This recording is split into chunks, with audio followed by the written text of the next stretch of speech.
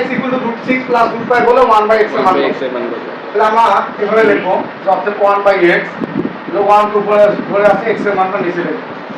√6 plus √5 ঠিক আছে হলো 1 আছে 1 x এর মানটা নিচে লিখলাম লেখার পরে এই ধরনের রুট টাইপের জিনিসটাকে আর 1/x আনতে গেলে এর বিপরীত চিহ্ন দিয়ে উপরে নিচে গুণ করতে হবে কারণ নিচে রুট টাইপের জিনিস টাকা যাবে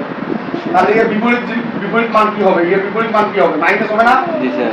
তাহলে 1 গুণন √6 minus √5 দিয়ে উপরে গুণ করলাম নিচে √6 minus √5 দিয়ে গুণ করব আর আগে থেকে তো √6 plus √5 ছিল নাকি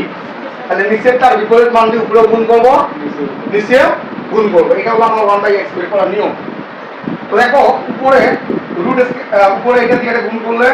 √6 minus √5 এই হয় আর a plus b into a minus b এই যে a plus b into a minus b তাহলে a square minus b square সূত্র a plus b into a minus b square minus b square সূত্র ঠিক আছে তাহলে আমরা এখানে লিখতে পারি √6 টাকে a ধরলাম তাহলে a square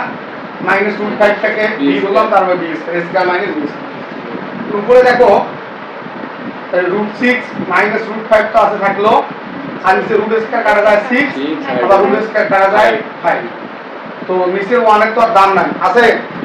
6 থেকে 5 বাদ দিলে নিচের একের দাম আছে না তাহলে √6 minus √5 এটাই হবে आंसर